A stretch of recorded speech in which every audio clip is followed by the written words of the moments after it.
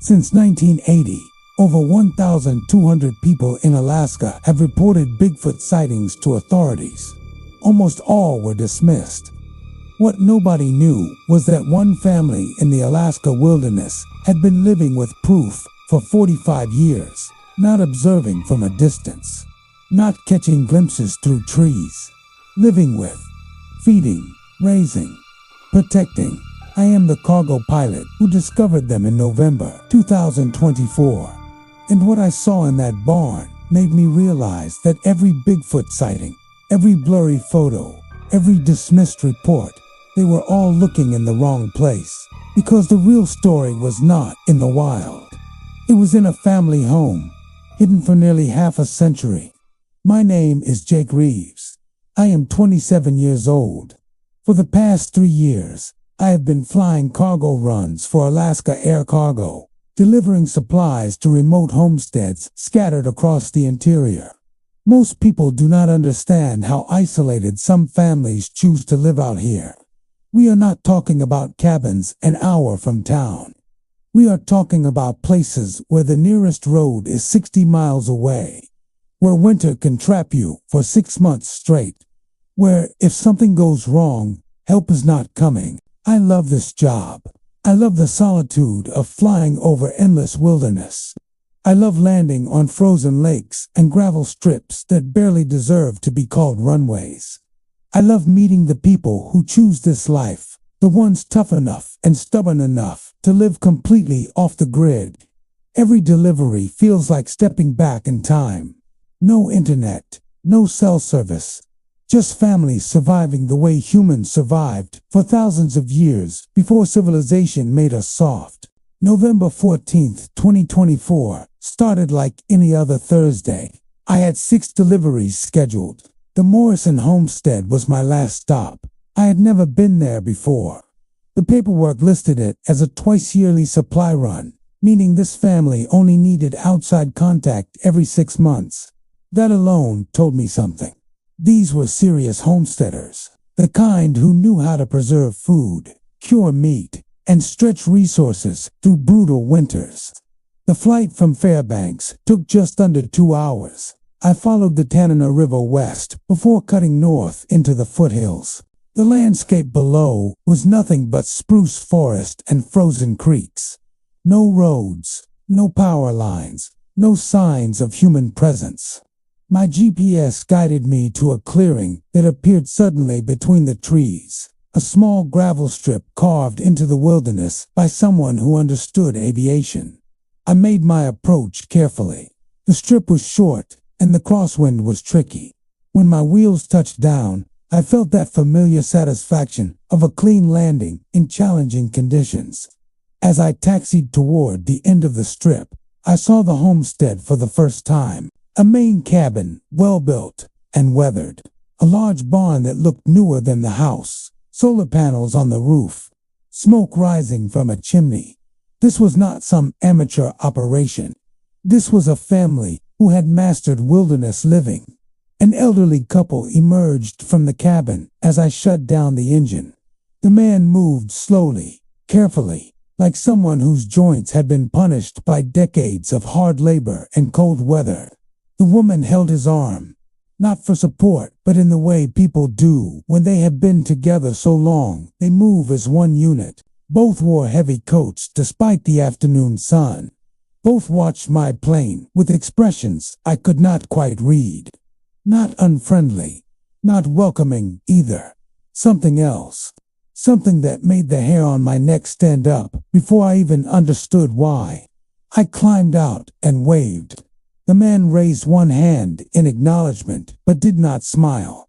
I grabbed my clipboard and walked over. Up close, I could see the wear on their faces.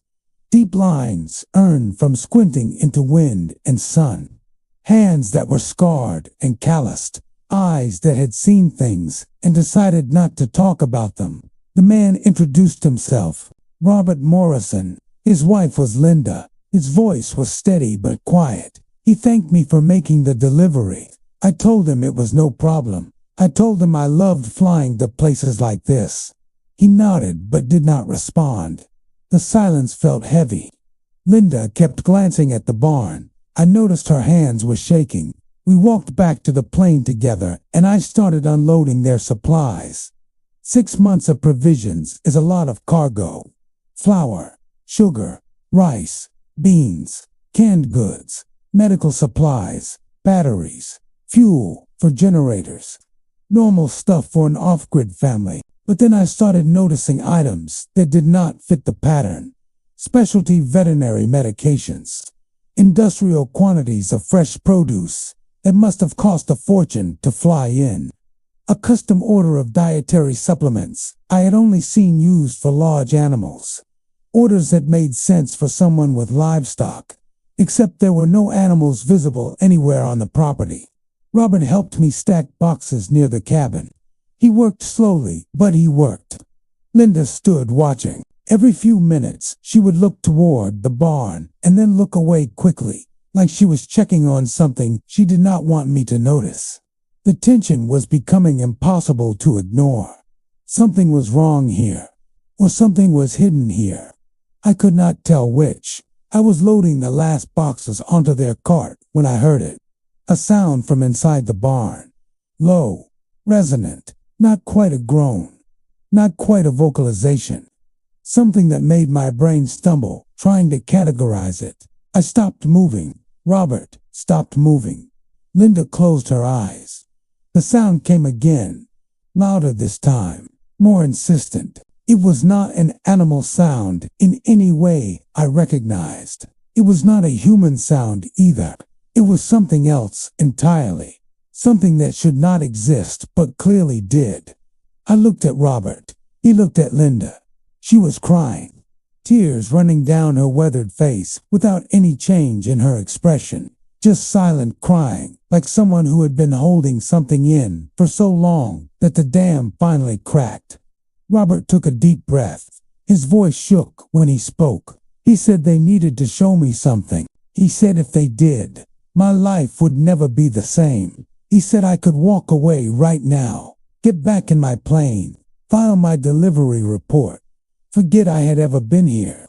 Or I could see the truth, but if I chose to see it, I would become part of their secret, part of something that had been hidden since 1980, something that would force me to choose between my career and my conscience. I should have left.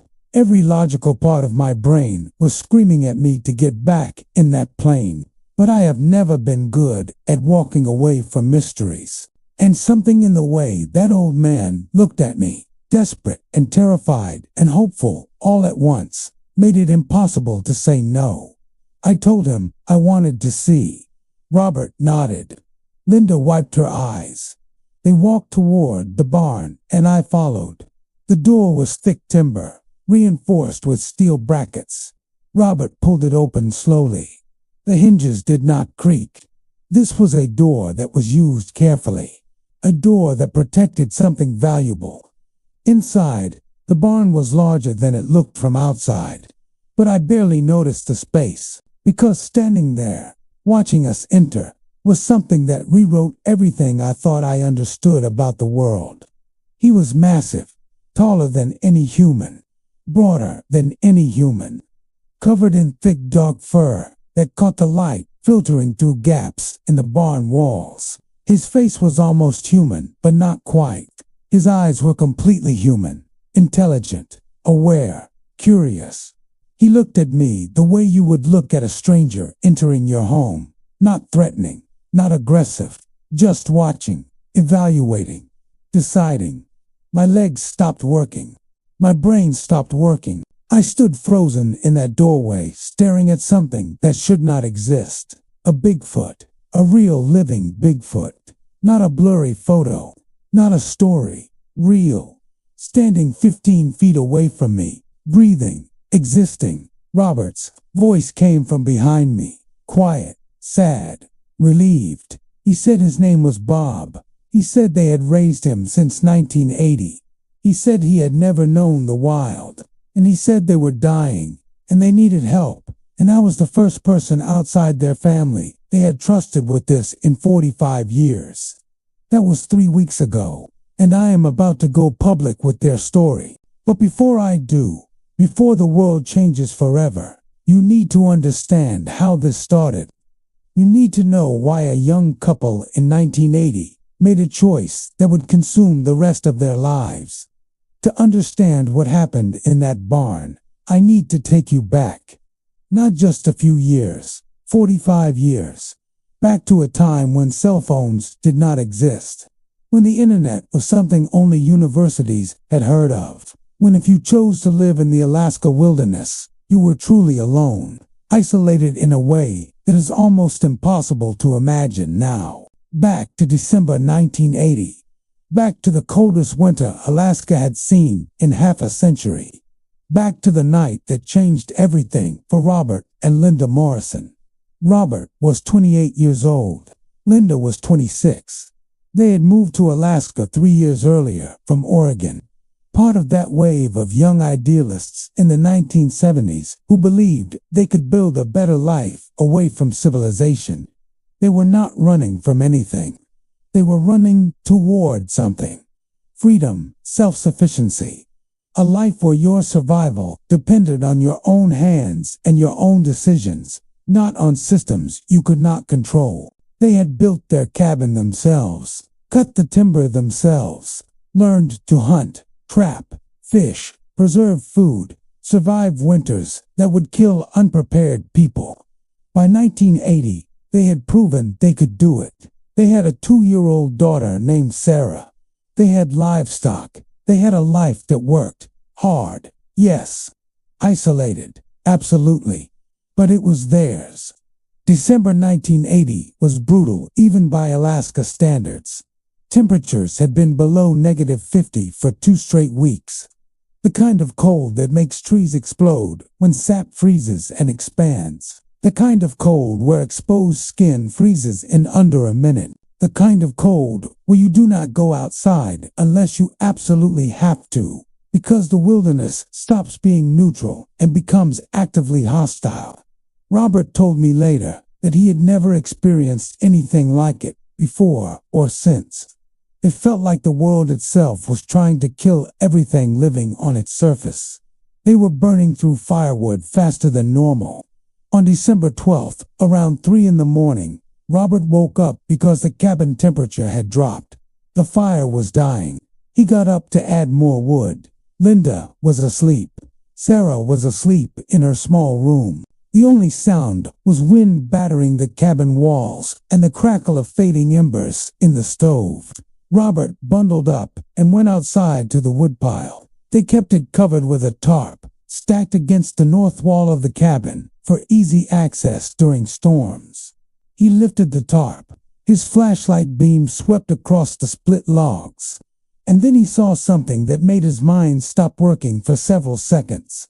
There was a creature in the woodpile, small, curled into a tight ball, covered in reddish-brown fur that was matted with ice and snow, not moving, not making any sound, just there, wedged between logs like it had crawled in seeking warmth and then could not crawl back out. Robert's first thought was bear cub, but the proportions were wrong. The limbs were wrong. The face, what he could see of it, was wrong. Too flat, too human. He stood there in -54-degree cold, staring, trying to make his brain accept what his eyes were seeing. This was not a bear. This was not any animal he recognized. This was something else. The creature was dying. That much was obvious. Hypothermia, starvation, abandonment. It had maybe hours left, maybe less. Robert told me later that he stood there for what felt like forever, but was probably less than a minute, facing a choice that would define the rest of his life.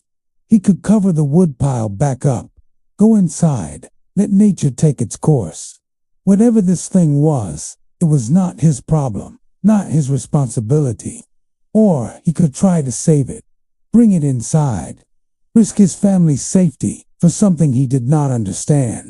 He chose to save it. Robert Morrison, 28 years old, standing in the coldest night of his life, decided that he could not let something die when he had the power to prevent it. He reached into the woodpile carefully, expecting the creature to bite or claw or fight. It did neither. It barely moved. He lifted it out. It was small, tiny, really, maybe the size of a human infant. Light enough that he could hold it in 2 hands. Cold, so cold that touching its fur felt like touching metal that had been left outside. He carried it inside. Linda woke up immediately when she heard him come in with something. She saw what he was carrying, and her first reaction was fear. Not for herself, for Sarah, for their daughter sleeping in the next room. What if this thing was dangerous? What if it carried disease? What if its mother came looking for it? But when she looked closer, when she saw how small it was, how helpless, how close to death, her fear turned into something else. Compassion, the same instinct that makes humans rescue injured birds and orphaned animals. The instinct that says if something is suffering and you can help, you help. She started gathering blankets. Robert built up the fire. They worked together without speaking much, the way couples do when they have been through hard times and learn to function as a team. They wrapped the creature in blankets and held it near the stove. Not too close, gradual warming. Too fast would be dangerous. They rubbed its limbs gently, trying to restore circulation. They checked for injuries. Nothing broken. No wounds, just hypothermia and starvation. Its breathing was shallow. Its tiny chest barely moved. For the first hour, Robert did not think it would survive. It seemed too far gone. But slowly, impossibly, the creature started responding. Its breathing deepened. Its body temperature rose.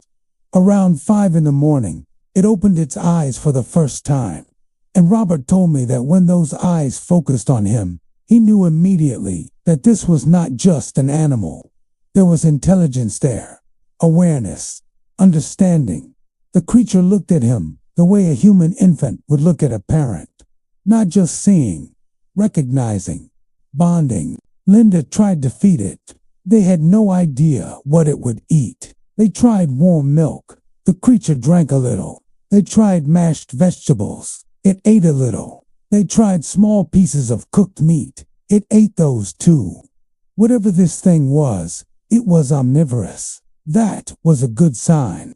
It meant they could keep it alive, at least in the short term. By dawn, the immediate crisis had passed. The creature was warm, fed, sleeping peacefully, wrapped in blankets near the stove. Sarah woke up and wandered into the main room. She was 2 years old enough to walk and talk, but too young to understand that what she was seeing was impossible.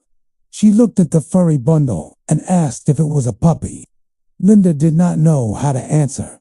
Robert said yes, sure, a puppy. Sarah seemed satisfied with that and went to look closer.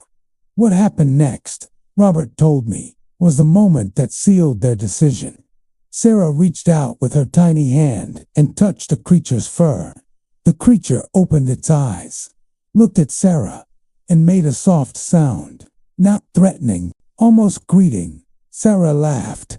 The creature reached up with one small hand and touched Sarah's hand. The two of them, a human toddler and an infant Bigfoot, made contact for the first time, and in that moment, Linda started crying because she knew what it meant. They could not give this creature up. They could not turn it over to authorities. They could not let scientists take it away and study it in a lab. It was already part of their family. But they needed help. Robert knew that. They had no idea what they were dealing with. No idea how to care for it properly. Linda's uncle, Dr. William Chen, was a veterinarian who lived in Anchorage. He was the only person they trusted enough to tell. Robert drove 4 hours through dangerous winter roads to reach him. He brought the creature wrapped in a carrier, telling anyone who saw that it was an injured fox. Dr. Chen examined the creature in his home, away from his clinic. Robert told me that Chen did not speak for almost 10 minutes after he saw it. He just kept looking at it, touching it, checking it, his face showing absolute disbelief. Finally, he told Robert that he had no idea what this was. It was not a known species. It was not a bear. It was not an ape. It was something science did not have a name for. But it was also clearly a primate, clearly intelligent, and clearly dependent on them now for survival. Chen gave them instructions, feeding schedules, supplements, warning signs to watch for. He made them promise to document everything: growth rates, development, behavior. He said if this creature survived, the information they gathered would be invaluable to science someday. But he also made them promise not to tell anyone else. Not yet. Not until they understood what they were dealing with. The world was not ready. The government was not ready. This creature would be taken away, studied, exploited, destroyed by the attention. The only way to protect it was to hide it. Robert and Linda agreed. They brought the creature home. They named it Bob, after Robert's father, who had died the year before. It felt right. Bob had been a good man. Strong, kind, protective. The creature deserved a name that honored that. The first week was the hardest. Bob was weak. He cried often. He needed constant attention, but he responded to care. He bonded with Robert and Linda. He accepted Sarah without any aggression. By the end of the week, he was stronger, more active, more alert. His eyes followed movements. His hands reached for things with purpose. He made different sounds for different needs: hungry, scared, happy, comfortable. By the end of December, Bob had gained weight. His fur was healthier. He could sit up on his own. He was starting to explore his environment, crawling across the cabin floor with surprising coordination. Robert and Linda watched him develop and realized something that should have been obvious but still hit them like a revelation. This was not a temporary situation. This was not something they would do for a few months until Bob recovered and then release him into the wild. Bob had been an infant when they found him. He had no survival skills, no pack to return to, no mother to teach him. If they released him, he would die. They had committed to raising him, not for months, for years, maybe for decades. They had no idea how long Bigfoot lived. They had no idea how big he would grow. They had no idea what challenges they would face. But they knew they could not abandon him. He was family now, as much as Sarah was family. That was the choice they made in January 1981. Keep him, raise him, protect him from the world that would not understand. That choice, made by two young homesteaders in the coldest winter Alaska had ever seen, set in motion 45 years of secrecy, 45 years of sacrifice, 45 years of love for a creature that should not exist.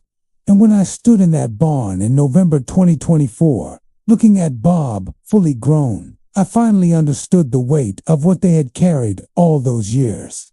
The isolation, the fear, the constant vigilance, the knowledge that one mistake, one moment of carelessness would destroy everything. But I also understood why they did it. Because sometimes love is not logical. Sometimes compassion is not convenient.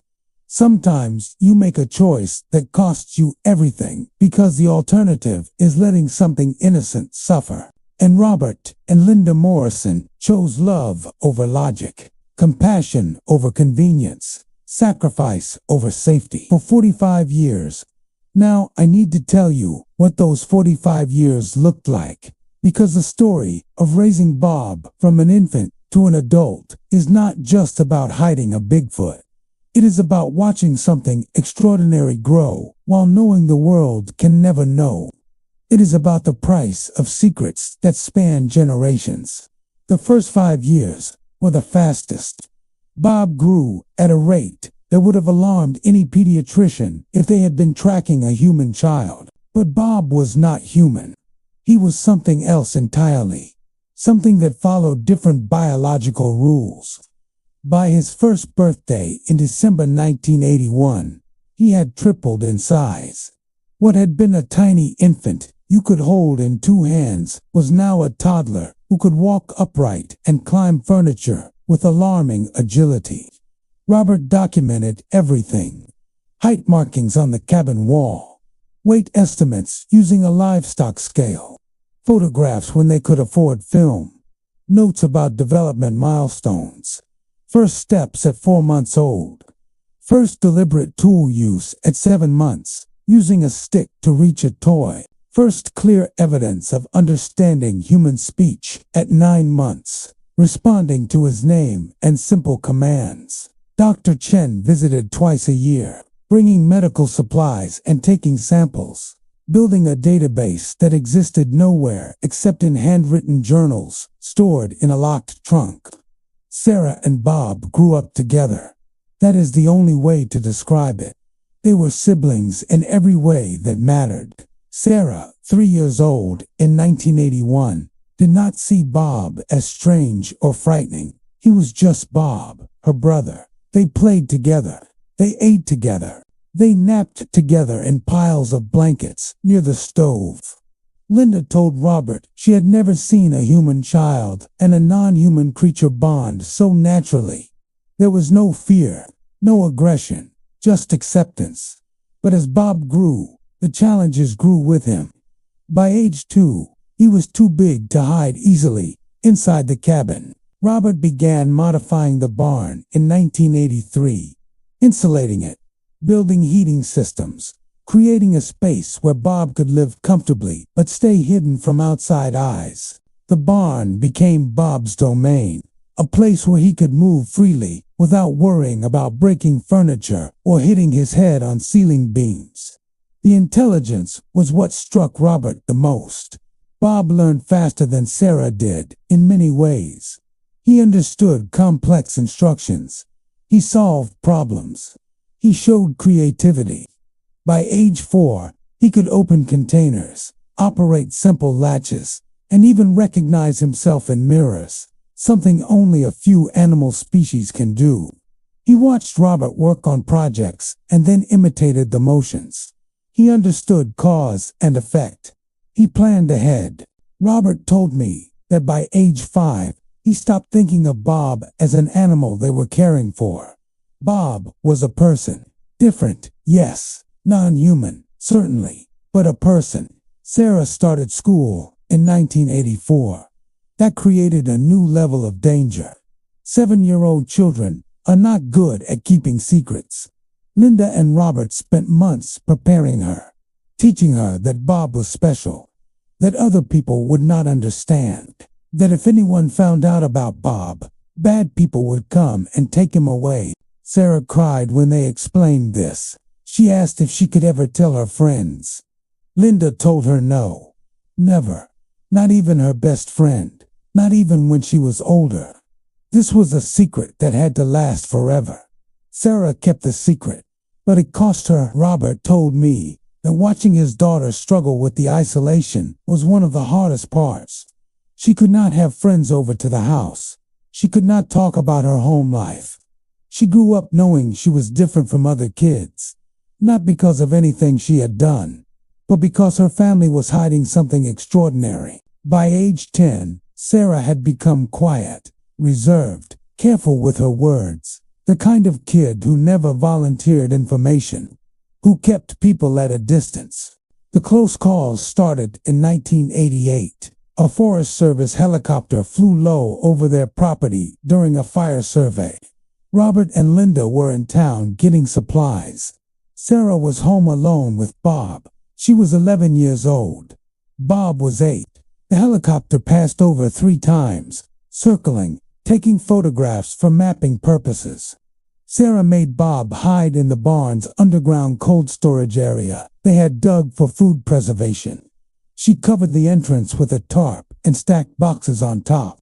Bob stayed there for 6 hours, silent, motionless, understanding that discovery meant danger. When Robert and Linda got home, they found Sarah sitting outside the barn, pale and shaking, but Bob was safe. The second close call was worse. October 1992, a hunter crossed onto Morrison property, tracking a wounded moose. He was 200 yards from the barn when Bob, now 12 years old and curious, stepped outside for just a moment. The hunter saw movement, large movement. He raised his rifle. Robert appeared from the cabin and intercepted before a shot could be fired. He claimed it was a bear, his trained bear, a pet, completely harmless. The hunter lowered his rifle, but looked skeptical. Robert gave him a quarter of moose meat from their freezer and sent him away. The hunter left, but Robert did not sleep for 3 days. After that, terrified, the man would report what he had seen. They expanded the barn again in 1990 and 1995. Each time, Bob outgrew his space. Each time requiring thousands of dollars they could not really afford. Robert took seasonal work in Fairbanks during summers, leaving Linda and Sarah to care for Bob alone. The money went to construction materials, food supplies, medical equipment.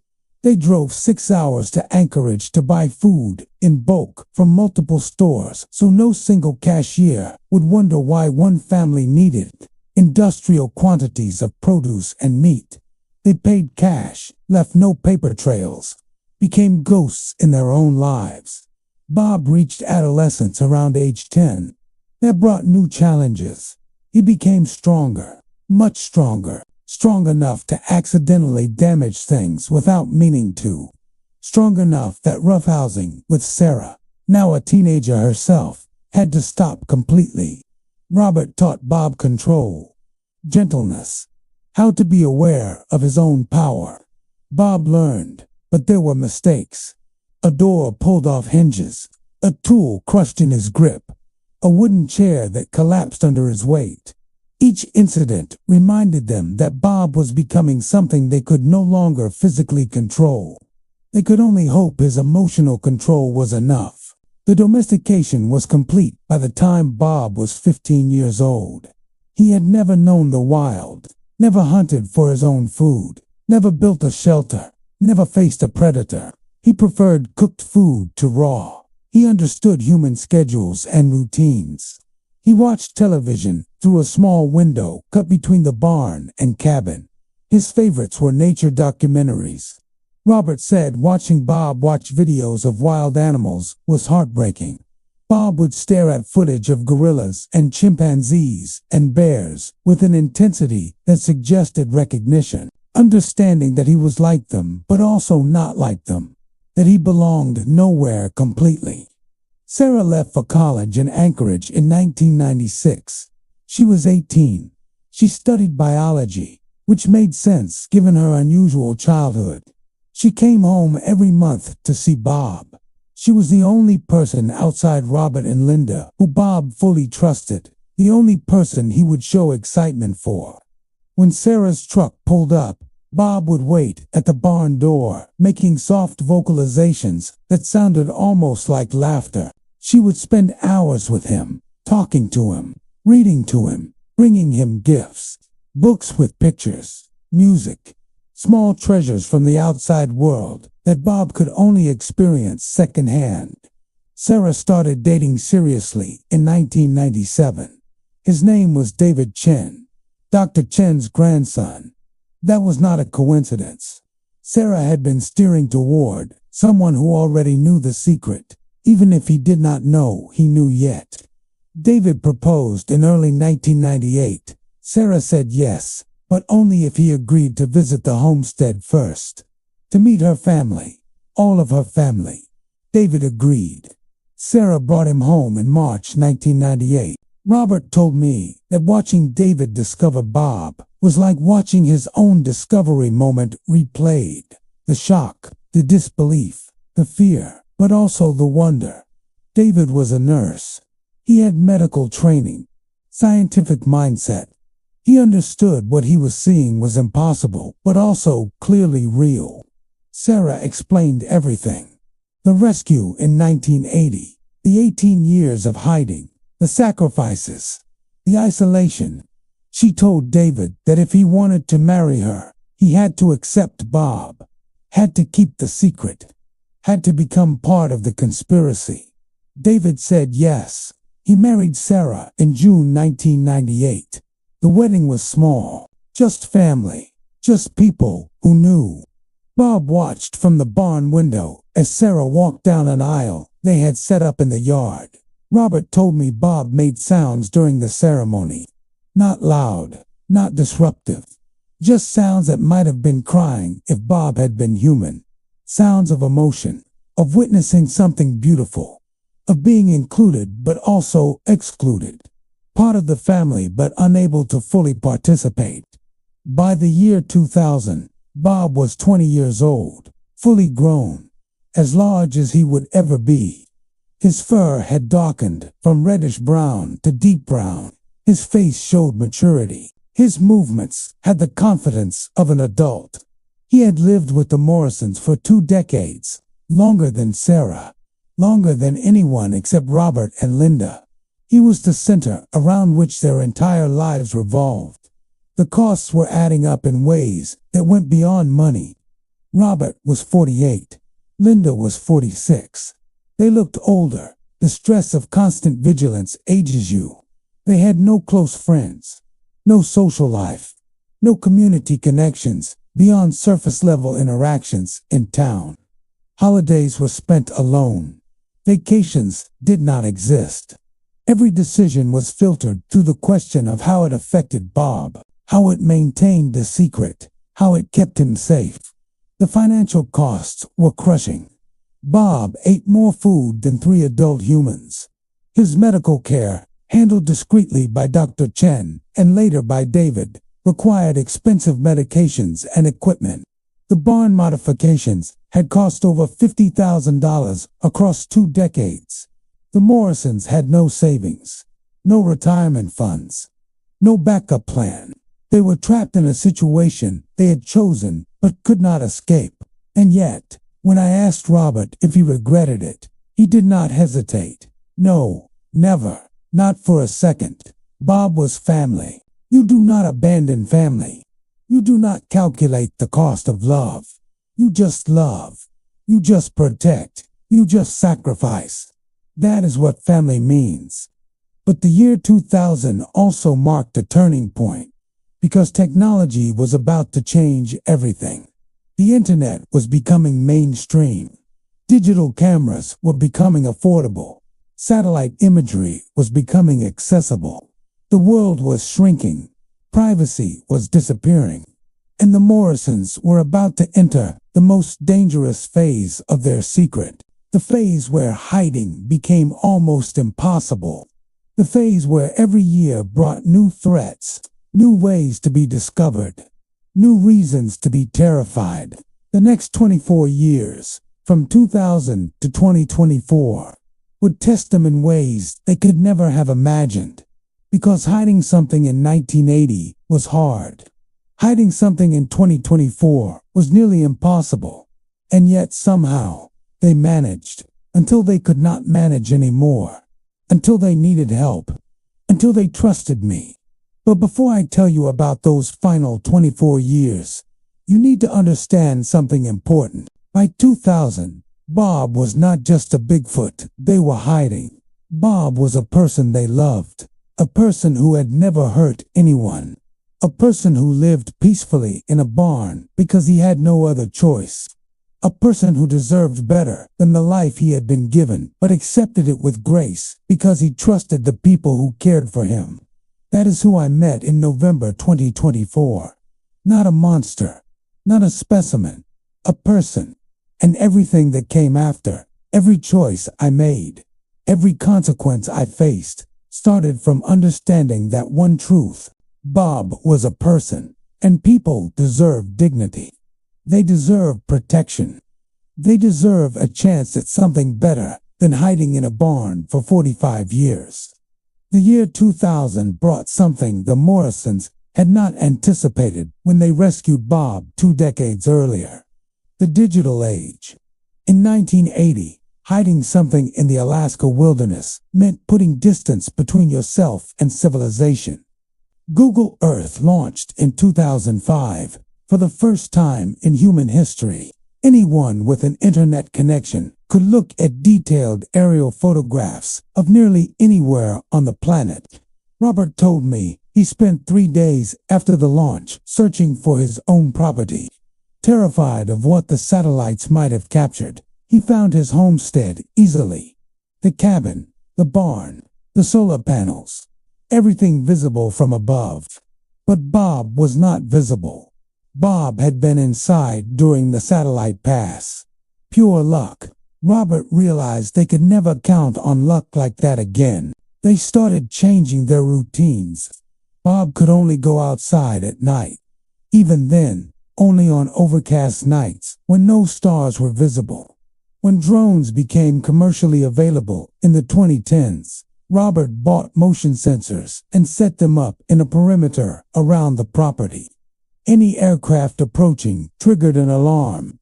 Bob would retreat to the underground section they had expanded beneath the barn. A space big enough for him to wait out threats.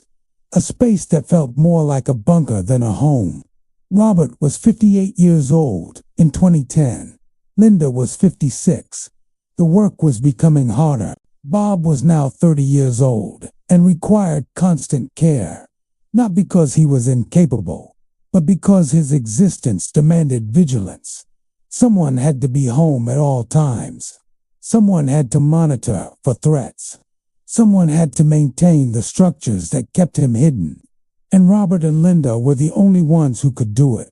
Sarah had her own life by then. She and David lived in Anchorage. She worked as a wildlife biologist for the state. David worked at a hospital. They had a son, Michael, born in 2002. Sarah came home once a month, but she could not be there full. She had responsibilities, a career, a child to raise. And while she loved Bob, while she would have done anything to protect him, she also could not sacrifice her entire life the way her parents had sacrificed theirs. The tension between Sarah and her parents grew during this period, not from anger, from guilt. Sarah felt guilty that she had escaped, that she had built a normal life while her parents remained trapped. Robert and Linda felt guilty that they could not release Sarah from the burden of the secret, that she would carry it forever, that Michael would eventually carry it too. Secrets like this do not stay contained to one generation. They spread, they infect, they become inherited trauma. Michael discovered Bob when he was 15 years old. That was 2017. It was not planned. Robert had wanted to wait until Michael was 18, old enough to understand the legal and moral complexities, but Michael was curious, smart. He noticed his mother's strange behavior when she visited her parents. The way she would disappear into the barn for hours. The way she would come back with red eyes like she had been crying. He started asking questions. Sarah made the decision to show him. Better he learn from family than discover accidentally and panic. Robert told me that watching Michael meet Bob was watching history repeat itself again. The shock, the disbelief, the wonder. But Michael was different from David. Michael was excited. He saw Bob not as a burden, but as proof of something incredible. He wanted to document everything, film everything, share everything. He did not understand why they had to hide. Sarah had to explain what the world would do to Bob if they knew he existed. Scientists would want to study him. Government agencies would want to control him. Hunters would want to kill him for a trophy. Corporations would want to profit from him. Bob would lose his freedom, his dignity, his life. Michael understood intellectually, but Robert said you could see the frustration in the boy's eyes, the feeling that keeping Bob hidden was wrong, that the world deserved to know. That generational divide was important. Robert and Linda had lived through a time when secrets could actually be kept. Sarah had grown up knowing the cost of secrecy, but accepting it as necessary. Michael had grown up in an age where everything was shared, where privacy was extinct, where keeping something hidden felt dishonest rather than protective. The secret that had held for 37 years was starting to crack along generational fault lines. Then Dr. Chen died in 2019. Heart attack at age 88. He had been Bob's only consistent medical care for nearly 4 decades. With Chen gone, the Morrisons lost their last external support system. David could handle basic care, but he was not a veterinarian. He had no experience with primate medicine, and he could not risk taking advanced medical questions to colleagues without revealing why he was asking.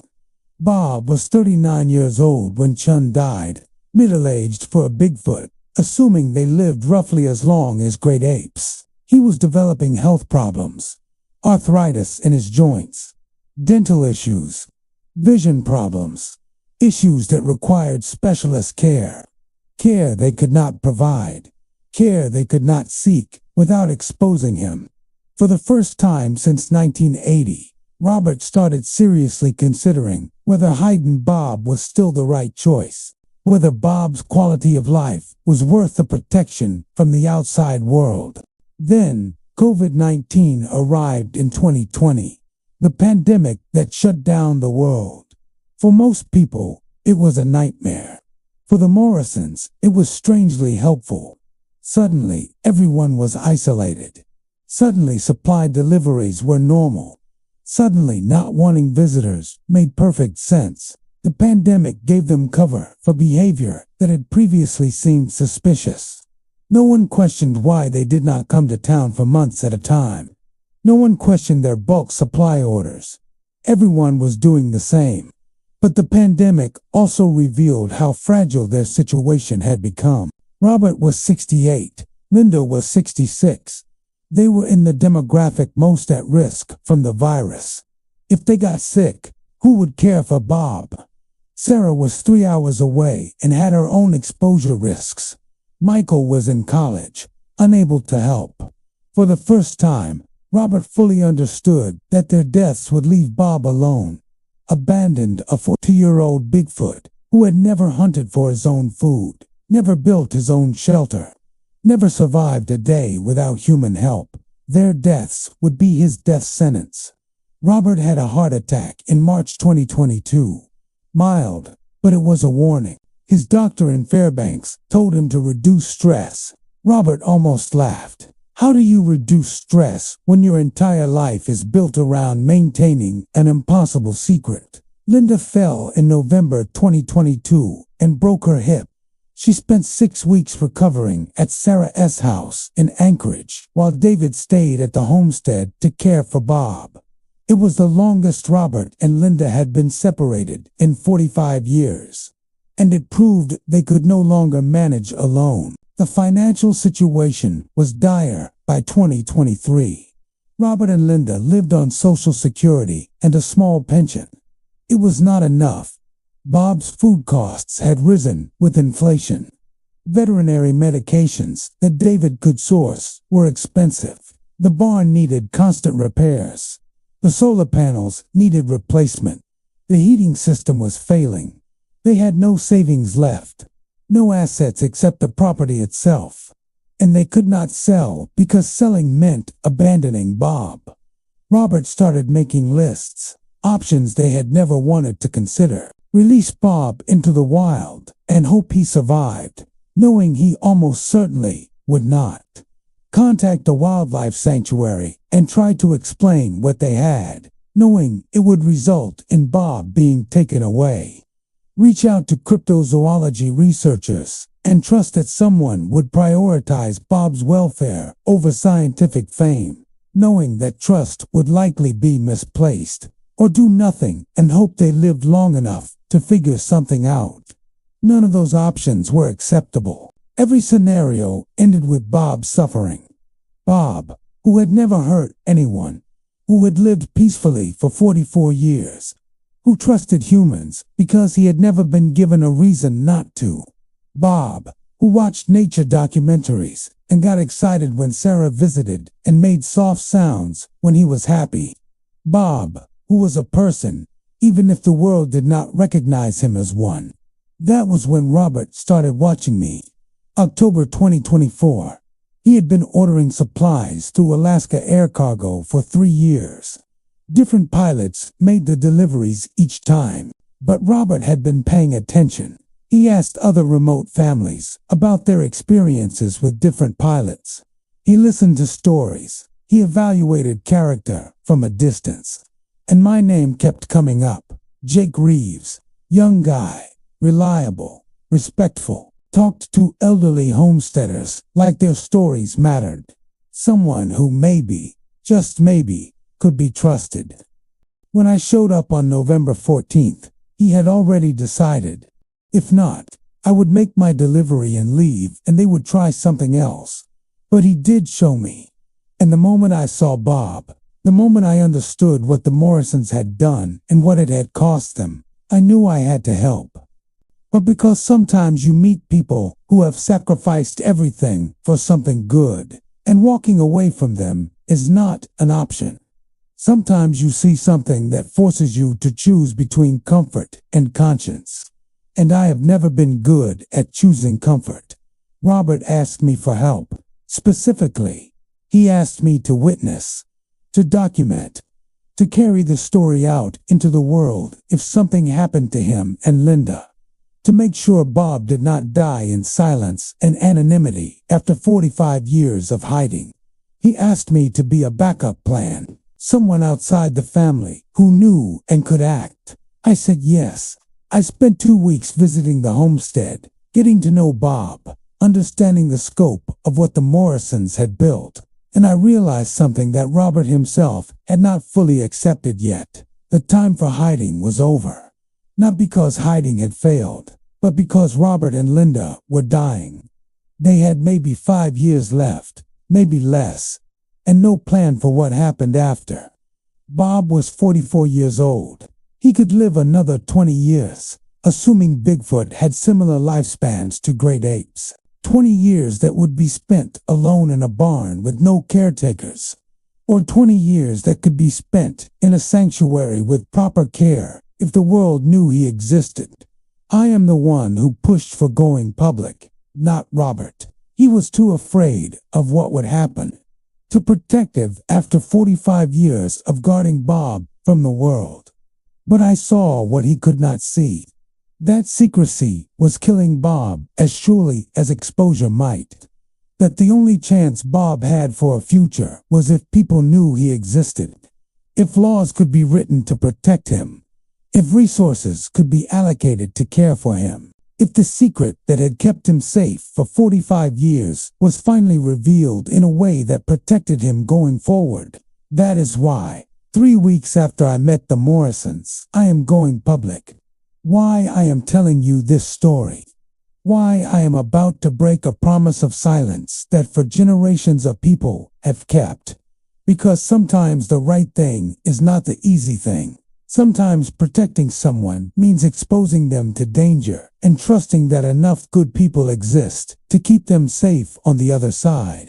After Robert showed me Bob on November 14th, he gave me 3 days to decide. 3 days to choose what kind of person I was going to be. Because once I made my choice, there was no going back. No pretending I had never seen what I had seen. No forgetting that Bigfoot was real and living in a barn 90 miles from Fairbanks. My first option was simple. Walk away, file my delivery report, return to my normal life. Pretend the Morrisons were just another isolated family and Bob was just a shadow I had misinterpreted in dim barn light. This option protected me completely. Protected my career. Protected my reputation. Cost me nothing except my ability to look at myself in the mirror without shame. My second option was to report what I had found. Call the authorities. Alert wildlife agencies. Bring in scientists and government officials who would take Bob away and study him properly. Give him real medical care. Real protection under law. This option felt responsible, official, like doing things the right way. Except the right way meant Robert and Linda would lose the creature they had raised for 45 years. Meant Bob would be taken from the only family he had ever known. Meant destroying the people who had trusted me. My third option was the one Robert was hoping for, but afraid to ask directly. Help them. Become part of the secret. Document everything. Prepare for controlled disclosure when the time was right. Be the bridge between this hidden family and the world that needed to know they existed. This option cost me everything. My peace of mind, my simple life, my ability to stay neutral. But it was also the only option that protected both Bob and the Morrisons. I spent those 3 days visiting the homestead, learning, observing, trying to understand what I was really dealing with, and what I discovered changed everything. Bob was not what I expected. When you hear Bigfoot, you imagine something wild, dangerous, primitive. But Bob was none of those things. He was gentle, curious, emotionally complex in ways that made calling him an animal feel absurd. He watched me carefully during those first visits. Not threatening, just evaluating. Trying to understand who I was and whether I was safe. Robert told me Bob understood English. I did not believe it until I tested it myself. I asked Bob to hand me a tool that was sitting on a workbench. Bob looked at the bench, looked at me, walked over, picked up the specific tool I had named, brought it back, set it in my hand gently, then stepped back and made a soft sound that I had learned meant satisfaction. He had understood. He had helped. He was proud of himself. I watched Bob do simple tasks around the barn, organizing supplies, moving heavy objects that Robert could no longer lift, cleaning his living space.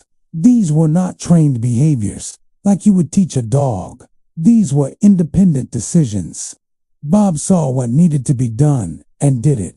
He took care of his environment because he understood the concept of maintenance, of responsibility, of contributing to the household that cared for him. But what struck me most was the loneliness. You could see it in the way Bob watched the windows, the way he perked up when he heard voices, the way his entire body language changed when Sarah arrived for her monthly visit. He had been isolated for 44 years, hidden from the world, denied any connection beyond for human beings who knew his secret. He had no others of his kind, no companions who truly understood what he was. He existed in a state of permanent solitary confinement, even though his prison was built from love. Sarah drove up from Anchorage on my second day there. She needed to meet me, to evaluate whether her father had made the right choice in trusting me. She walked into the barn and Bob made sounds I had not heard before. Happy sounds. Excited sounds. He approached her and she hugged him. Actually hugged him. Her arms barely reached around his massive torso, but she held on and he held still, and for those few seconds, they were just siblings, reuniting after time apart. Sarah told me her perspective. She loved Bob, would die protecting Bob, but she also resented Bob. Resented that her entire childhood had revolved around keeping him secret. Resented that she could never have normal friendships or relationships because she was always hiding something massive. Resented that her son Michael now carried the same burden she had carried. She said it with guilt in her voice, like admitting resentment made her a bad person. But I understood. Love and resentment can coexist, especially when the thing you love has shaped your entire life without you having any choice in the matter. Michael had a different view entirely. He arrived on my third day. He was 22 years old, idealistic, angry. He thought his grandparents were wrong to hide Bob, thought the world deserved to know, thought secrecy was a form of oppression, keeping Bob trapped when he should be free. I tried to explain that freedom for Bob meant certain death. Bob could not survive in the wild. But Michael argued that maybe death was better than 45 years in a barn. I did not agree, but I understood his frustration. Young people see injustice and want immediate solutions. They have not learned yet that sometimes there are no good solutions, only different kinds of bad. But Michael said something that stuck with me. He asked what happens when Robert and Linda die. In 5 years. maybe 10. What happens to Bob then? Sarah could not take over. She had her own life, her own family. Michael could not either. He was just starting his career. None of them could commit to another 20 years of the isolation and sacrifice that Bob required, which meant Bob would be left alone, or they would have to tell someone eventually, or Bob would die from neglect. Michael said those were the only 3 options, and all of them were terrible. So why not control the narrative now, while Robert and Linda were still alive to tell their story? Why not go public in a way that protected Bob instead of waiting until crisis forced their hand? He was right. I realized that over those 3 days, the time for hiding had passed, not because hiding was wrong, but because hiding was no longer sustainable. Robert and Linda had given Bob 45 years of safety, but they could not give him a future. Only the world could do that. Only laws could do that. Only public knowledge and public protection could do that. I told Robert my decision on November 17th. I would help them go public, but we would do it carefully, strategically. We would control the story. We would document everything.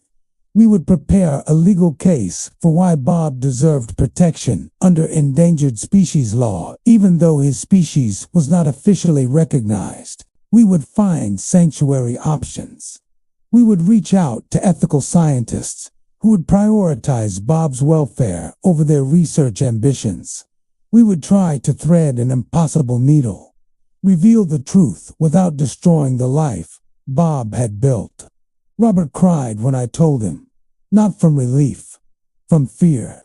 He was terrified of what would happen, terrified that I was wrong, that going public would result in Bob being taken away, locked up, experimented on, killed. But he also knew they were out of options. He trusted me because he had no choice left except to trust someone. We started preparing immediately. I documented everything, filmed Bob, recorded his daily routines, interviewed Robert and Linda about the rescue in 1980, got Sarah and Michael on camera explaining their perspectives, collected Dr. Chen's old medical records and research notes, built a complete archive of 45 years of secret history, evidence that could not be dismissed or ignored. We reached out to a journalist first, someone known for ethical reporting, someone who had covered wildlife protection issues before. They came to the homestead on December 1st. They met Bob. They understood immediately what they were seeing. They agreed to break the story, but to do it responsibly, to focus on protection rather than sensation, to frame Bob as a person deserving rights rather than a creature to be captured. Then we contacted scientists, researchers who had spent careers studying great apes and primate behavior, people who understood what ethical treatment looked like. We showed them evidence, let them visit Bob under controlled conditions, watched them realize that everything they thought they knew about possible species was wrong. Most were respectful, some were not. We cut ties with anyone who saw Bob as primarily a research opportunity rather than a living being. The federal response was what we feared most. Within days of our initial outreach, we received visits from officials, Fish and Wildlife Service, Forest Service, even FBI agents who wanted to understand if any laws had been broken. We cooperated fully, showed them everything, explained that the Morrisons had not captured Bob.